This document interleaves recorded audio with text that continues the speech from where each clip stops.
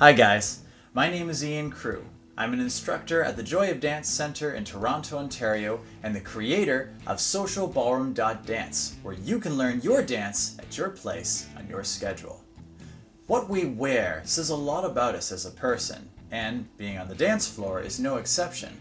There is, however, the added dimension of not only wanting to be a snappy dresser, but a conscientious one as well.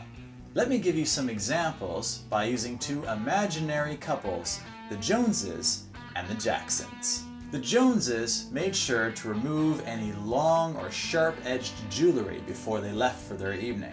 Heck, Mr. Jones even wore a thinner wallet just to make sure there was no risk of anybody getting hit while they were moving around on the floor. The Jacksons, by comparison, wanted to look extra posh with their bling. And now Mrs. Jackson is scraping up Mr. Jackson pretty solidly with all that jewelry, especially when she makes a turn. Kinda like a bladed wheel on a Roman chariot, am I right? Yeah. The Joneses wore clothing that was fitted above the waistline. This made it a lot easier for them to move around and connect with each other. But Mrs. Jackson chose to wear a shirt that was baggy and with large holes for the armpits. And now, Mr. Jackson is having trouble connecting with his partner's back without getting his hand caught on her shirt.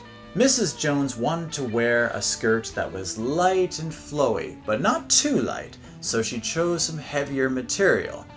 Mrs. Jackson, on the other hand, wore a skirt that was so light, every time she turns, it flew up. And now everyone's getting a free show of her thighs every spin she makes. It was a bad day to choose to wear that thong your husband likes, Mrs. Jackson. The Joneses wore proper dance shoes. They wanted this evening to go perfectly, so they made sure to get ones with nice suede leather soles, with heels no higher than 1.5 inches for the leader and no more than 3 inches high for the follower. But the Jacksons sadly did not think it through. Now Mr. Jackson is crushing his wife's toes with his heavier work shoes, and she's returning the favor with her 5-inch high stilettos. Oh, your feet are gonna be bruised tonight, Mr. Jackson. Finally, the Joneses wore clothing that was light and breathable, and Mr. Jones brought an extra shirt, just in case it ended up being a little warmer at the club than they expected. But Mr. Jackson simply brought his heavier work shirt, and now both it and him look like they've just been through a car wash. Oh, those Jacksons. As you can see, it only takes a few simple accessory choices to make the difference between a really lovely evening out and a nightmarish one. So let's recap. First, don't wear clothing that is long or sharp-edged or really anything else that could fly out and injure either your partner or those around you.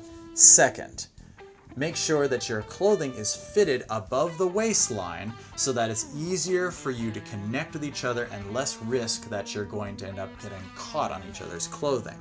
3, if you choose to wear a skirt, make sure it's of heavier clothing so that you're not giving everyone a free show of your thighs every time you make a turn. Unless you're into that. I don't know, I don't judge. 4, wear proper dance shoes. I cannot stress this enough. Suede leather soles, heels that are no longer than 1.5 inches for men and 3 inches high for women. It makes a big difference. You're much less likely to injure your partner, and it's just so much easier to dance in them once you get used to them. It's well worth the investment. And 5, assume that it's going to be a warm night out.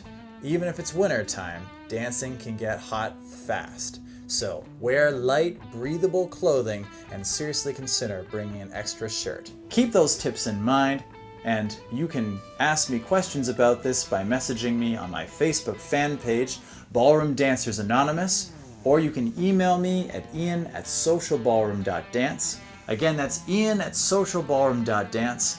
Next week, we're going to be interviewing a fellow ballroom dance instructor, Stephen James. Steve has experience competitively ballroom dancing at social dance halls, at West Coast swing clubs, at Latin nightclubs, and he has some very useful tips on what you might want to wear depending on the venue you're at. So we'll look forward to talking to you about that next week, and until then, happy dancing.